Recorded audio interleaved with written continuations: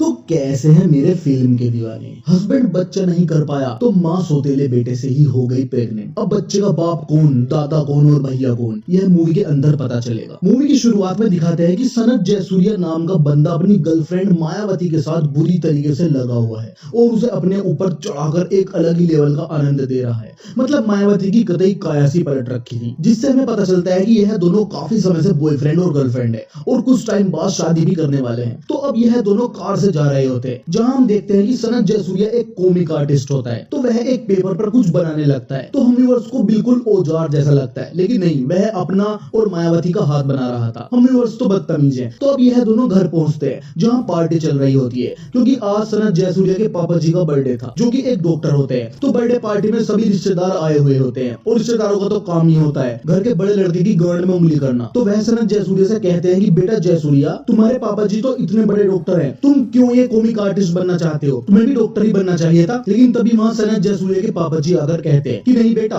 आपको जो मन करे वही करो, रिश्तेदार तो ऐसे ही होते हैं, तुम कर लेना अपनी गांड को कितनी भी चमकदार, फिर भी जिसको काली लगे उसका नाम है रिश्तेदार। तो अब ये हल्की सी नोक झोंक के बाद पार्टी वापस शुरू हो जाती है और तभी घर के अंदर चकोतरन को दिखाया जाता है, जो कि सनत जयसूर्या के पापा जी की असिस्टेंट होती है। तो अचानक से पापा जी चकोतरन को लेकर कमरे में घुस जाते हैं। तो तभी सनत जयसूर्या की मोम वह कमरे का गेट खोलती है। तो वह देखती है कि पापा जी तो असिस्टेंट के साथ पाप कर रहे हैं, तो वह तुरंत गेट बंद कर देती है। यह बात घर के अंदर सभी को पता रहती है कि पापा जी और उनके असिस्टेंट चकोतरन का अफेयर चल रहा है। तो अब सनत जयसूर्या की मोम तुरंत केक ले आती है और सोचती है कि जल्दी से केक कटवा दूं, इससे पहले जयसूर्या के पापा चकोतरन की कच्ची काटे, क्योंकि सनत जयसूर्या के पापा जी कभी भी संभोग के समय कच्ची उतारते नहीं थे, बल्कि उसे मुंह से कच्च जैसी काट देते थे।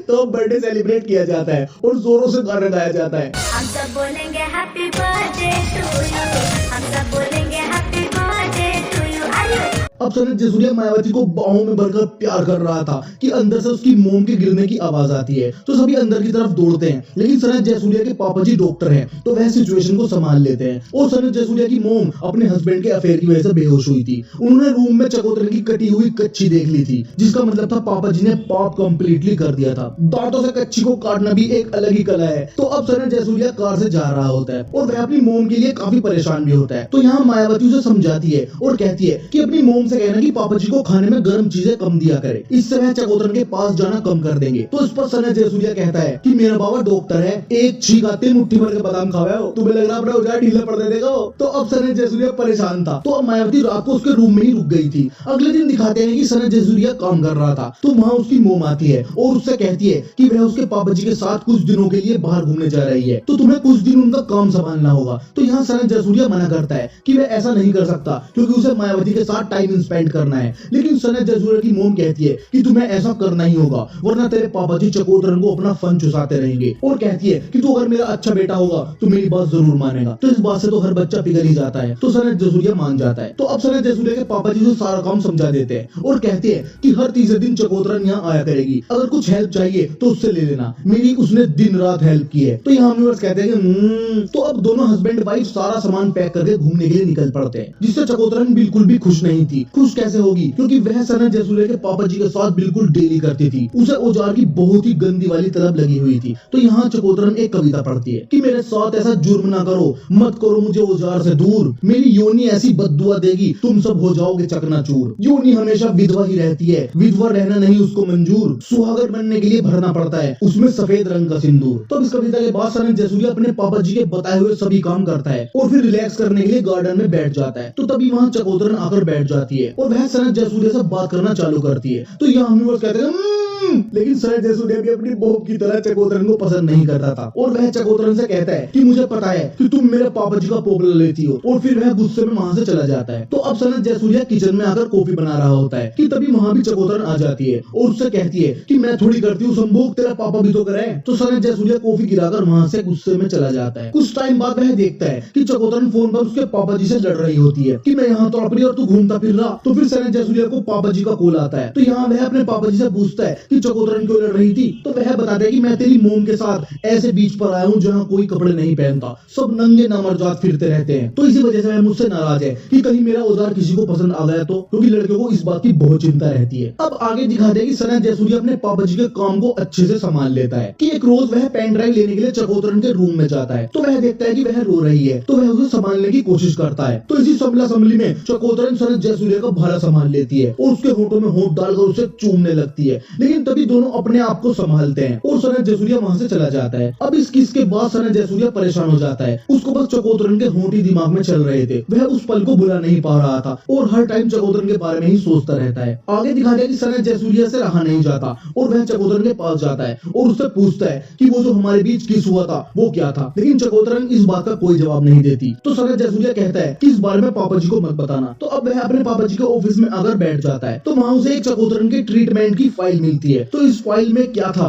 यह फिल्म के लास्ट में पता चलेगा। तो अब आगे दिखाया जाता है कि सनत जयसूर्या के पापा जी ने चकोतरन के लिए गुलाब के फूल भिजवाए हैं। इन्हें देखने के बाद सनत जयसूर्या बहुत ज्यादा गुस्सा हो जाता है और फूलों को दूर जाकर फेंक देता है, जिससे हम व्यूअर्स तुरंत समझ जाते हैं कि सनत जयसूर्या चकोतरन को पसंद करने लगा है। तो अब चकोतरन सनत जयसूर्या से फूलों के बारे में पूछती है, तो वह कह देता है कि उसे कुछ नहीं पता। और जब चकोतरन सनत जयसूर्या के पापा जी से फोन पर गंदी बातें कर रही होती है, तो जयसूर्या वह बात ऑफिस के फोन से सुनने लगता है, जहाँ पर जयसूर्या के पापा उसके बारे में यह बोल रहे होते हैं कि जयसूर्या एक बच्चा है, उसे कुछ नहीं पता, बच्चों की तरह कार्टून बनाता है और उसे लगता है कि वह बहुत बड़ा कॉमिक आर्टिस्ट है। यह सुनकर सनत जयसूर्या के मन बहुत दुखता है, क्योंकि वह अपने पापा जी से बहुत उम्मीद करता था। तो तभी वहाँ चकोतरन आ जाती है और कहती है कि क्या कर रहा, तो वह वहाँ से चला जाता है। तो अब जैसे जैसे दिन गुजरते हैं वैसे वैसे जयसूर्या चकोतरन के लिए पागल हुआ जा रहा था, वह दिन रात बस उसी के बारे में सोचता रहता। दूसरी ओर उसकी गर्लफ्रेंड मायावती किसी गंजे के साथ कुछ ज्यादा ही फ्रेंडली होती जा रही थी और इस बात से जयसूर्या और भी ज्यादा परेशान होने लगता है। तो अब एक दिन जयसूर्या को उसके पापा जी का कॉल आता है, लेकिन वह अपने पापा जी से बहुत ज्यादा दुखी था और वह गुस्से में यह भी कह देता है कि वह अब उनका कोई भी काम नहीं करेगा। तो अब जयसूर्या घर पर आता है, तो वहाँ चकोतरन भी थी, तो वह जयसूर्या से वही फाइल मांगती है, तो जयसूर्या उसे वह फाइल दे देता है। लेकिन जैसे ही वह उसके रूम में जाती है तो चकोतरन फाइल पढ़कर रो रही थी,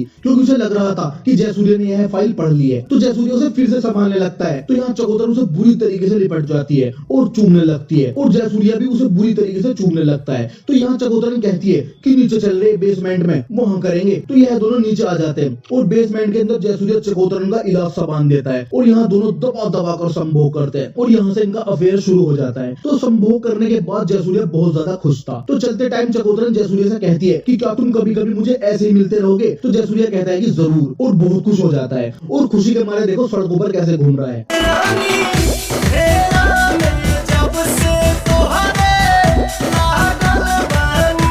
अब जयसूर्या एक बार में जाता है और वहाँ मायावती भी थी। तो यहाँ पर जयसूर्या मायावती को सब कुछ बता देता है कि वह अपने पापा जी की गर्लफ्रेंड के साथ सोकर आया है। तो यह सुनकर मायावती को बहुत दुख होता है और वह वहाँ से जाने लगती है। तो जयसूर्या उसे रोककर कहता है कि मेरी बात तो सुनो, आज के बाद ऐसा नहीं करूंगा, इसका मुझे बहुत दुख है। लेकिन मायावती वहाँ से चली जाती है। तो अब जयसूर्या सोचता है कि वह बहुत गलत कर रहा है, उसने अपनी इतनी अच्छी जीएफ को धोखा दे दिया और अब वह प्रतिज्ञा करता है कि वह अब से अपनी जीएफ को धोखा नहीं देगा। लेकिन जैसे ही चकोतरन का मैसेज आता है कि आजा, तो साइकिल पर ऐसे जाता है जैसे फ्री में कहीं हीरे बट रहे हो।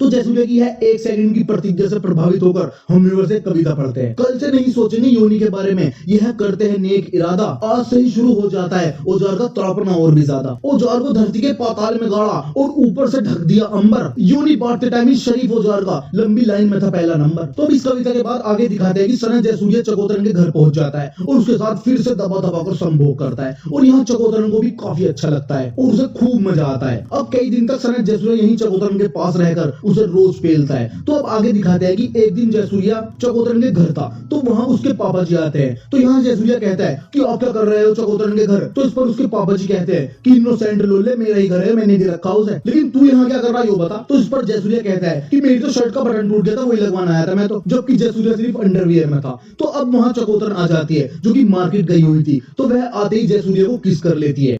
वो भी उसका बाप के सामने।